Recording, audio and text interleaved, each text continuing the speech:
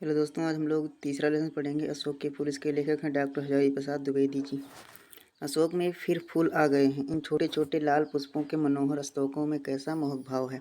बहुत सोच समझकर कंदर्प देवता ने लाखों मनोहर पुष्पों को छोड़कर सिर्फ 5 को ही अपनी त्रिड़ी में स्थान दिया देने योग्य समझा था। यह एक अशोक ही है।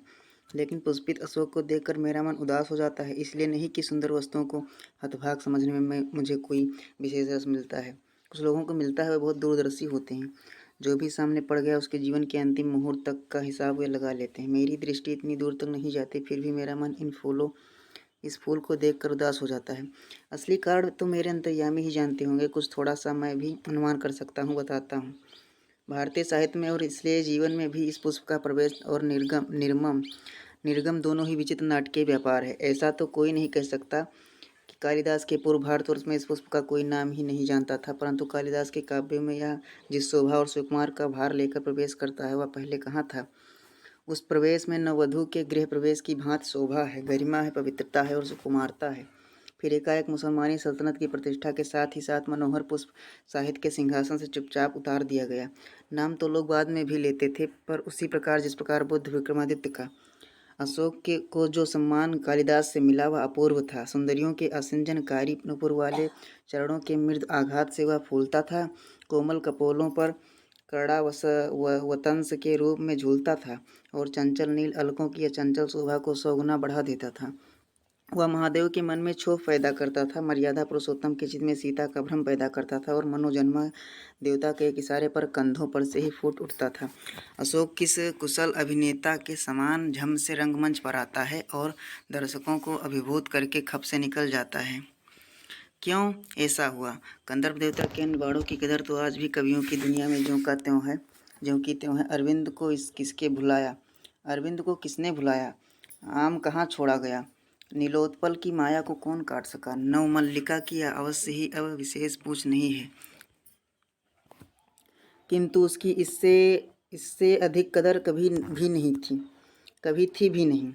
भुलाया गया है अशोक। मेरा मन उमड़ घुमड़ भारतीय रस साधना के पिछले हजारों वर्षों पर बरस जाना चाहता है। क्या यह मनोहर पुष्प भुलाने की चीज़ थी? सहृदयता क्या लुप्त हो गई थी? कविता क्या सो गई थी? ना मेरा मन या सब मानने को तैयार नहीं है। जले पर नमक तो यह एक तरंगाई पत्र वाले निफूल पेड़ को सारे उत्तर भारत में अशोक कहा जाने लगा है। याद भी किया तो अपमान करके। लेकिन मेरे मानने न मानने से क्या होता है। ईसवी सन के आरंभ के आसपास अशोक का शानदार पुष्प भारतीय धर्म, साहित्य और शिल्प में अद्भुत दिया साहित्य रूप में अद्भुत महिमा के साथ आया था। उसी समय शताब्दियों के परिचित यक्षों और गंधर्वों ने भारतीय धर्म साधना को एकदम नवीन रूप में बदल दिया था। पंडितों ने शायद ठीक ही सुझाया है कि गंधर्व और कंदर्प वस्तुतः एक ही शब्द के भिन्न भिन्न उच्चारण हैं। कंदर्प देवता ने यदि अशोक को चुना है तो यह निश्चित रूप से एक आर्यतर सभ्यता की देन है। इन आर्यतर जातियों के उपास्य वरुण थे, कुबेर थे, वज्रपाण थे, यक्षपति थे। कंदर्प यद्यप काम देवता का नाम हो गया है, तथापि वह गंधर्व का ही पर्याय है। शिव से भिड़ने जाकर एक बार यह पिट चुके थे। विष्णु से डरते थे, बुद्धदेव से भी टक्कर लेकर लौट आए थे। लेकिन कंदर्प देवता हार मानने वाले जीव न थे। बार बार हारने पर भी वह झुके नहीं, नए नए अस्त्रों का प्रयोग करते रहे। अशोक शायद अंतिम अस्त्र था। बुद्ध धर्म को इस नए अस्त्र से उन्होंने घायल कर दिया, शैव मार्ग को अभिभूत कर दिया और शाक्त साधना को झुका दिया। वज्रयान इसका सबूत है, कौल साधना इसका प्रमाण है और कापालिक मत इसका गवाह है। रविन्द्रनाथ ने इस भारतवर्ष को महामानव समुद्र कहा है।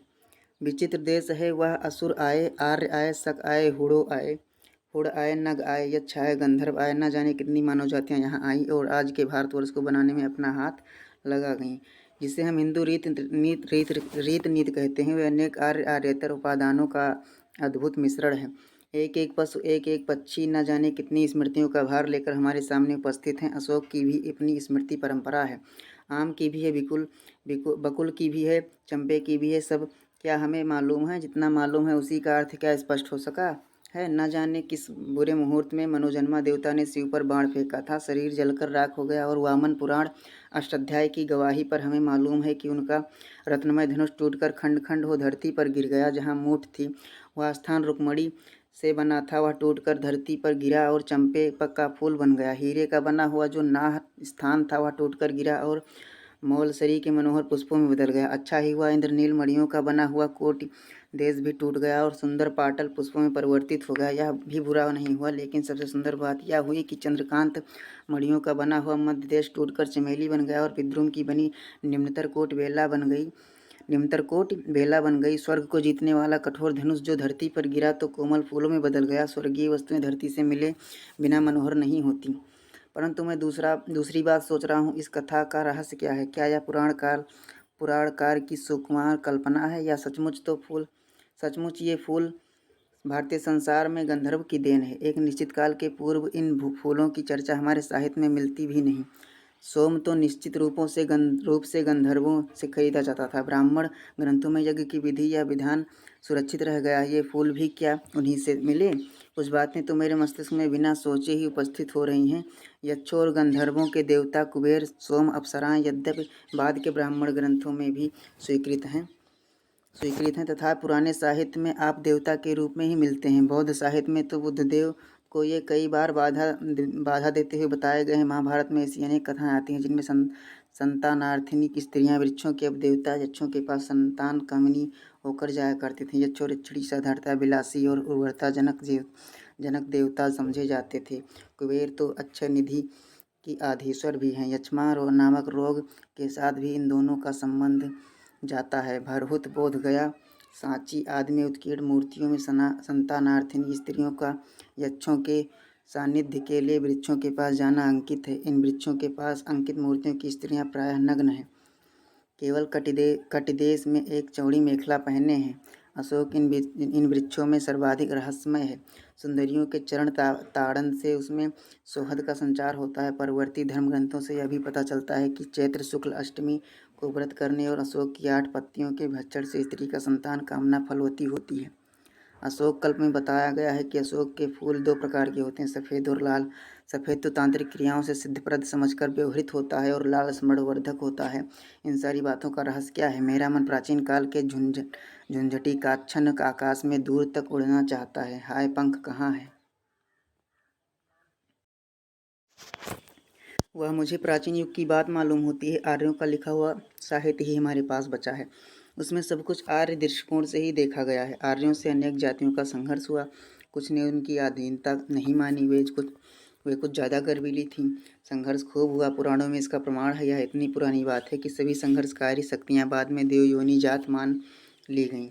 पहला संघर्ष शायद असुरों से हुआ। वह बड़ी गर्वीली जात थी। आर्यों का प्रभुत्व से इसने कभी नहीं माना। फिर दानों देवताओं और राक्षसों से संघर्ष हुआ। गंधर्वों और यक्षों से कोई संघर्ष नहीं हुआ। वे शायद शांतिप्रिय जातियाँ थीं। भरहुत, सांची, मथुरा आदि में प्राप्त यक्षिणी मूर्तियों का गठन और बनावट देखने से यह स्पष्ट हो जाता है कि ये जातियाँ पहाड़ी थीं। हिमालय का देश ही गंधर्व, यक्ष और अप्सराओं की निवास भूमि है। इनका समाज संभवतः उस स्तर पर था जिसे आजकल के पंडित पुनालुअन सोसाइटी कहते हैं, शायद इससे भी अधिक आदिम। परंतु वे नाच गान में कुशल थे। यक्ष तो धनी भी थे। वे लोग वानरों और भलुओं की भांति कृष्ण पूर्व स्थिति में भी नहीं थे और राक्षसों और असुरों की भांति व्यापार वाणिज्य वाली स्थिति में भी नहीं। वे मणियों और रत्नों का संधान जानते थे, पृथ्वी के नीचे गड़ी हुई निधियों की जानकारी रखते थे और अनायास धनी हो जाते थे। संभवतः इसी कारण उनमें विलासिता की मात्रा अधिक थी। परवर्ती काल में यह बहुत सुखी जाति मानी जाती थी। यक्ष और गंधर्व एक ही श्रेणी के थे, परंतु आर्थिक स्थिति दोनों की थोड़ी भिन्न थी। किस प्रकार कंदर्प देवता को अपनी गंधर्व सेना के साथ इंद्र का मुहासिब बनना पड़ा, वह मनोरंजक कथा है। पर यहाँ वह सब पुरानी बातें क्यों रटी जाए? प्रकृति यह है कि बहुत पुराने ज़माने में आर्य लोगों को अपनी जातियों से निपटना पड़ा था, जो गर्वीली थी, हार मानने को प्रस्तुत नहीं थी। परवर्ती साहित्य में उनका स्मरण घृणा के साथ किया गया और जो साहस ही मित्र बन गई, उनके प्रति अवज्ञा और उपेक्षा का भाव नहीं रहा। असुर, राक्षस, दानव और दैत्य पहली श्रेणी में तथा यक्ष, गंधर्व, किन्नर, सिद्ध, विद्याधर, वानर, भालू आदि दूसरी श्रेणी में आते हैं। परवर्ती हिंदू समाज इन सबको बड़ी अद्भुत शक्तियों का आश्रय मानता है। सब में देवता बुद्धि का पोषण करता है। अशोक वृक्ष की पूजा इन्हीं गंधर्वों और यक्षों की देन है। प्राचीन साहित्य में इस वृक्ष की पूजा के उत्सवों का बड़ा सरस वर्णन मिलता है। असल पूजा अशोक की नहीं, बल्कि उसके अधिष्ठाता कंदर्प देवता की होती थी। इसे मनोत्सव कहते थे। महाराज भोज के सरस्वती कंठाभरण से जान पड़ता है कि यह उत्सव त्रयोदशी के दिन होता है। मालकाग्नि मित्रम, मालविकाग्नि मित्रम और रत्नावली में इस उत्सव का बड़ा सरस मनोहर वर्णन मिलता है। और मैं जब अशोक के लाल स्तंभों को देखता हूँ तो मुझे वह पुराना वातावरण प्रत्यक्ष दिखाई दे जाता है। राजघरानों में साधारणतः रानी ही अपने सनूपुर चरणों के आघात से इस रहस्यमय वृक्षों को पुष्पित किया करती थी। कभी कभी रानी अपने स्थान पर किसी अन्य सुंदरी को नियुक्त कर दिया करती थीं। कोमल हाथों में अशोक पल्लवों का कोमलतर गुच्छ आया, अलग तक से रंजित नुपुरमय चरणों के मृदु आघात से अशोक का पाद देश आहत हुआ। नीचे हल्की रुंझुन और ऊपर लाल फूलों का उल्लास, किसलयों और कुसुम स्तवकों की मनोहर छाया के नीचे स्फटिक के आसन पर अपने प्रिय को बैठाकर सुंदरियां अबीर, कुमकुम, चंदन और पुष्प संभार से पहले गंधर्व देवता की पूजा करती थीं और बाद में सुकुमार भंगिमा के पति के चरणों पर वसंत पुष्पों की अंजलि बिखेर देती थीं। मैं सचमुच इस उत्सव को मादक मानता हूँ। अशोक के स्तूपों में वह मादकता आज भी है, पर पूछता कौन है कि इन फूलों के साथ क्या मामूली स्मृति जुड़ी हुई है। भारतवर्ष का स्वर्ण इस युग के प्रत्येक दल में लहरा रहा है। कहते हैं दुनिया बड़ी भुलक्कड़ है, केवल उतना ही याद रखती है जितने से उसका स्वार्थ साधता है, बाकी को फेंक कर आगे बढ़ जाती है। शायद अशोक से उसका स्वार्थ नहीं सधा, क्यों उसे वह याद रखती। सारा संसार स्वार्थ का अखाड़ा ही तो है। अशोक का वृक्ष जितना भी मनोहर हो, जितना भी रहस्यमय हो, जितना भी अलंकारमय हो, परंतु वह उस विशाल सामंत सभ्यता की परिष्कृत रुचि का ही प्रतीक जो साधारण प्रजा के परिश्रमों पर पली थी। उसके रक्त के संसार कड़ों को खाकर बड़ी हुई थी और लाखों करोड़ों की उपेक्षा से जो समृद्धि हुई थी वे सामान उखड़ गए थे, समाज ढह गए और मदनोत्सव की धूमधाम भी मिट गई। संतान कामिनियों को गंधर्वों से अधिक शक्तिशाली देवता का वरदान मिलने लगा। पीरों ने, भूत भैरवों ने, काली दुर्गा ने यक्षों की इज्जत घटा दी। दुनिया अपने रास्ते चली गई, शोक पीछे छूट गया। मुझे मानव जात की दुर्दम निर्मम धारा के हजारों वर्ष का रूप साफ दिखाई दे रहा है। मनुष्य की जीवनी शक्ति बड़ी निर्मम है। वह सभ्यता और संस्कृति के वृथा मोहों को रौंदती चली आ रही है। न जाने कितने धर्मचारों, विश्वासों, उत्सवों और व्रतों को धोती बहाती यह जीवन धारा आगे बढ़ी है। संघर्षों से मनुष्य ने नई शक्ति पाई है। हमारे सामने समाज का आज जो रूप है वह न जाने कितने ग्रहण और त्याग का रूप है। देश और जात की विशुद्ध संस्कृति केवल बाद की बात है। सब कुछ में मिलावट है, सब कुछ विशुद्ध है, सब कुछ अविशुद्ध है। शुद्ध केवल मनुष्य की दुर्दम जीविका जीने की इच्छा। वह गंगा की अबाधित अनाहत धारा के समान सब कुछ को हजम करने के बाद भी पवित्र है। सभ्यता और संस्कृति का मोह क्षण भर बाधा उपस्थित करता है। धर्माचार का संस्कार थोड़ी देर तक इस धारा से टक्कर लेता है, पर इस दुर्दम धारा में सब कुछ बह जाते हैं। जितना कुछ इस जीवनी शक्ति को समर्थ बनाता है उतना उसका अंग बन जाता है, बाकी फेंक दिया जाता है। धन्य हो महाकाल, तुमने कितनी बार मदन देवता का गर्भ खंडन किया है, धर्मराज के कारागार में क्रांति मचाई है, यमराज के निर्णय तारल्य को पी लिया है, विधाता के सर्व कर्तृत्व के अभिमान को चूर्ण किया है। आज हमारे भीतर जो मोह है, संस्कृति और कला के नाम पर जो आसक्ति है, धर्माचार और सत्यनिष्ठा के नाम पर जो जड़िमा है, उसमें कितना भाग तुम्हारे कंठनित्र से ध्वस्त हो जाएगा कौन जानता है। मनुष्य की जीवन धारा फिर भी अपनी मस्तानी चाल से चलती जाएगी। आज अशोक के पुष्प स्तवकों को देखकर मेरा मन उदास हो गया है। कल न जाने किस वस्तु को देखकर किस हृदय में उदासी की रेखा खिल उठेगी। जिन बातों को मैं अत्यंत मूल्यवान समझ रहा हूँ और जिनके प्रचार के लिए चिल्ला कर गला सुखा रहा हूँ, उनमें कितनी जिएंगी और कितनी बह जाएंगी कौन जानता है। मैं क्या शोक से दास हुआ हूँ। माया कटती नहीं। उस युग के साहित्य और शिल्प मन को मसल दे रहे हैं। अशोक के फूल ही नहीं, किसलय भी हृदय को कुरेद रहे हैं। कालिदास जैसे कल्प कवि ने अशोक के पुष्प को ही नहीं, किसलयों को भी मदमस्त करने वाला बताया था। अवश्य ही शर्त यह थी कि वह दैता प्रिया के कानों में झूम रहा हो। किसलय प्रवोऽपि विलासिना मदीयता दैता श्रवणावर्पितः। परंतु शाखाओं में लंबित वायु लुलित कलशों में भी मादकता है। मेरी नस नस से आज वरुण करुण उल्लास की झंझा उत्थित हो रही है। मैं सचमुच उदास हूँ। आज जिसे बहुमूल्य संस्कृति मान रहे हैं वह क्या ऐसी ही बनी रहेगी? सम्राटों सामंतों ने जिस आचार निष्ठा को इतना मोहक और मादक रूप दिया था वह लुप्त हो गई। धर्मचार्यों ने जिस ज्ञान और वैराग्य को इतना संघर्षमय सना महार्ग समझा था वह लुप्त हो गया। मध्ययुग के मुसलमान रईसों के अनुकरण पर जो रस राशि उमड़ी थी वह पुष्प की भांति उड़ गई। क्या यह मध्ययुग के कंकाल में लिखा हुआ व्यावसायिक युग का कमल ऐसा ही बना रहेगा? महाकाल की प्रत्येक पद्माघात में धरती धसकेगी, उसके कंठ नृत्य की प्रत्येक चारिका कुछ ना कुछ लपेट कर ले जाएगी। सब बदलेगा, सब विकृत होगा, सब नवीन बनेगा। भगवान बुद्ध ने मार विजय के बाद बैरागियों की पलटन खड़ी की थी। असल में मार मदन का भी नामांतर है। कैसा मधुर और मोहक साहित्य उन्होंने दिया, पर न जाने कवि अच्छों के वज्रपाणि नामक देवता इस वैराग्य प्रवण धर्म में घुसे और बोधिसत्वों के शिरोमणि बन गए। फिर वज्रयान का अपूर्व धर्म मार्ग प्रचलित हुआ। त्रिरत्नों में मदन देवता ने आसन पाया। वह एक अजीब आंधी थी, इसमें बौद्ध बह गए।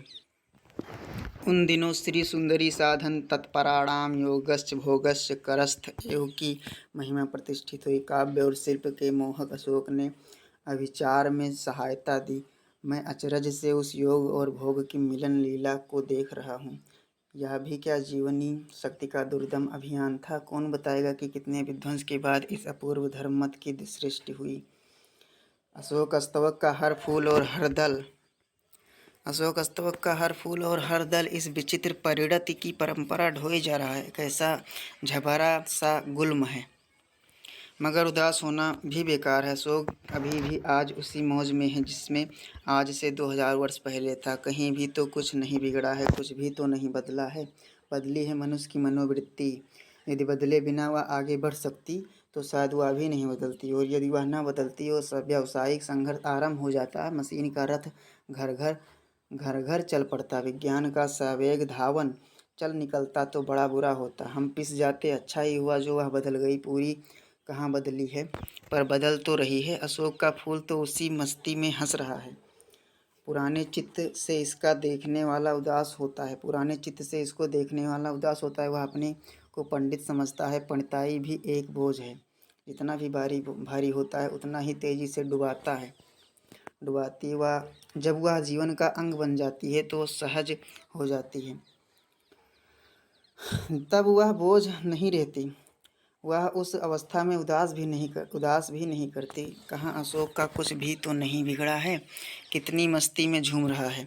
कालिदास इसका रस ले सकते थे अपने ढंग से, मैं भी ले सकता हूँ अपने ढंग से।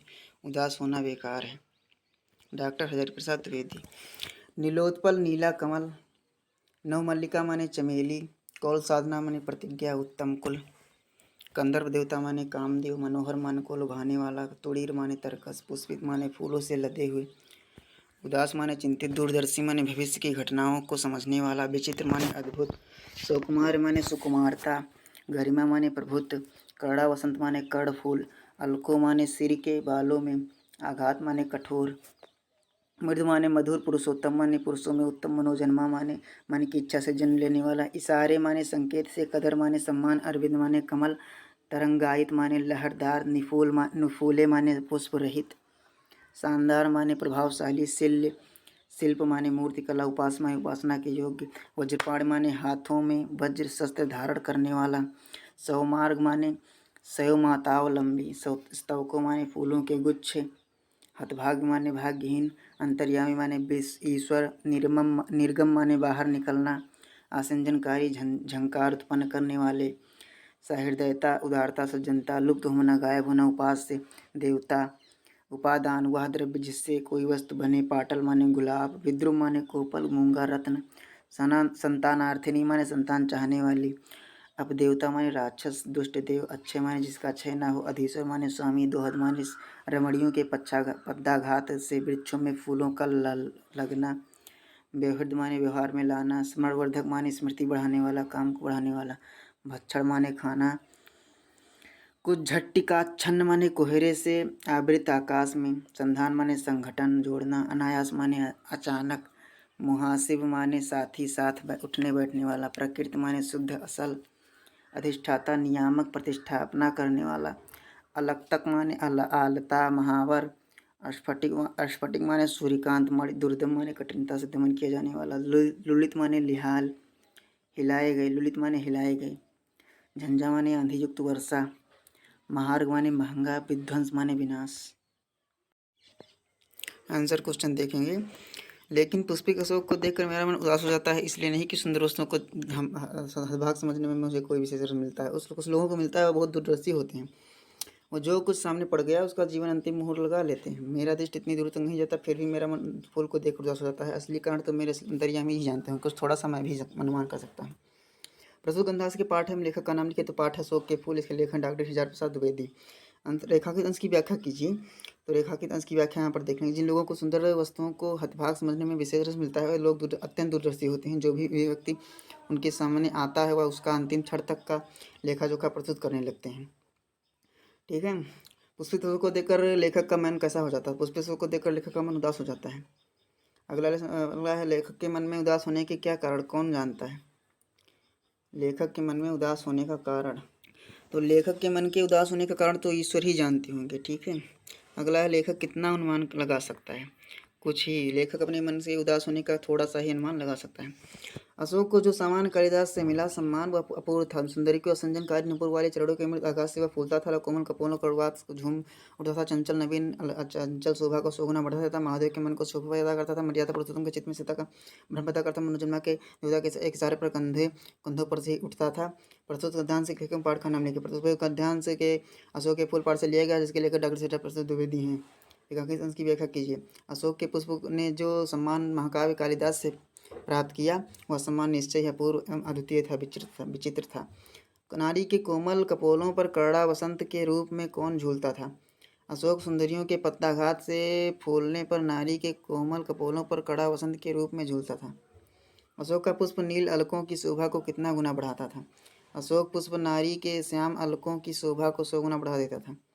अशोक का पुष्प कितने देवों के मन में क्रमशः क्षोभ एवं भ्रम पैदा करता था। अशोक का पुष्प महादेव के मन में क्षोभ, राम के हृदय में सीता का भ्रम पैदा करता था। रविन्द्रनाथ ने इस भारतवर्ष को महामानव समुद्र कहा है। विचित्र देश या असुरों के लिए आए थे। डायरेक्ट देखेंगे। प्रस्तुत लेखक वही होगा। रेखांकित अंश की व्याख्या। विश्व कवि रविंद्र ने इस कवि भारत को महामानव समुद्र कहकर संबोधित किया है, जिसे विविध भांति के मानव निवास करते हैं।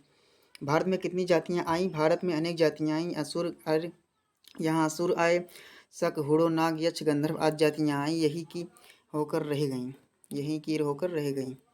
हिंदू रीत नीति किन उपादानों का मिश्रण है? हिंदू रीत नीति आर्यतर उपादानों का मिश्रण है। अद्भुत सम्मिश्रण है। पशु पक्षी जिनका भार लेकर हमारे सामने उपस्थित हैं। पशु पक्षी न जाने कितनी स्मृतियों का भार लेकर हमारे सामने उपस्थित हैं। अगर देखेंगे प्रश्न उत्तर। रेखांकन की व्याख्या कीजिए। तो सारा संसार भारत यहाँ पर आप पढ़ लेंगे पाउज करके। अगला रेखांकित अंश की व्याख्या कीजिए। सारांश का भांति भांति से कितना विकास होता चला गया है, वह आगे निकल गया और अशोक पीछे छूट गया। स्मृति में बसकर पीछे की बात बन गया। सीमांत सभ्यता किस पर पली थी? सामंत सभ्यता अशोक की परिष्कृत रुचि का प्रतीक है, जो साधारण प्रजा के परिश्रमों पर पली थी। सीमांत सभ्यता। ठीक है। आज सामंत समाज मदनोत्सव का क्या हुआ? आज सामंत तो घा वाला सामंत उखड़ गए, समाज ढह गए और तथा मदनोत्सव की धूमधाम भी समाप्त हो गई। यक्षों की इज्जत किन किन ने घटा दी? यक्षों की इज्जत पीरों ने, भूत भैरवों ने तथा काली दुर्गा ने घटा दी। ये लोग आप पाउज करके पढ़ लेंगे इसे। और लेखांकित इसकी व्याख्या कीजिए। तो मनुष्य जब संघर्ष करता है तो विजयी होने के लिए नवीन शक्ति अर्जित करता है। अगला क्या है? मानव जाति की दुर्दम दशा को कितने वर्ष का रूप लेकर दिखाई दे रहा है? लेखक कहता है कि समस्त वस्तुओं से मिलावट दिखाई दे रहा है, सभी चीज़ों शुद्धता कोई चीज़ दिखाई दे रहा है, मानव की जाने की इच्छा। लेखक के मानव जाति की दुर्दम धारा का कितना वर्ष का रूप लेखक को दिखाई दे रहा है? लेखक को मानव जाति की दुर्दम धारा का हजारों वर्ष का रूप दिखाई दे रहा है। मनुष्य की जीवनी शक्ति बड़ी निर्मम है, वह सभ्यता। मनुष्य की जीवनी शक्ति कैसी है? वह क्या करती चली आ रही? वह सभ्यता संस्कृति की व्यर्थ मोह को कुचलती चली आ रही है। जिन्हीं की इच्छा किसके समान किसे हजम करती चली आ रही है। जिन्हीं की इच्छा गंगा की निर्बाधा धारा के समान सब कुछ को हजम करती चली आ रही है। इसको पॉज करके पढ़ लेंगे आप लोग। रेखांकन की व्याख्या देखेंगे। महाकाल के बुरे नृत्य की बुरी इच्छाओं से संचालित गति कुछ ना कुछ लपेट कर समेट कर ले जाएगी, सब बदल कर कुरूप एवं बडोल हो जाएगा। तो तदुपरांत नव सृष्टि निर्मित होगी। ठीक है। धर्म सम्राटों और सामंतों की आचार निष्ठा कहाँ गई? सम्राटों और सामंतों की मोहक आचार निष्ठा विलुप्त हो गई। धर्माचार्यों का ज्ञान एवं वैराग्य क्यों लुप्त हो गया? धर्माचार्यों का ज्ञान वैराग्य ही भी महाघार होकर नष्ट हो गया। महाकाल के पद्माघात से धरती का क्या होगा? महाकाल के पद्माघात से धरती धसकेगी। धन्यवाद। धसकेगी।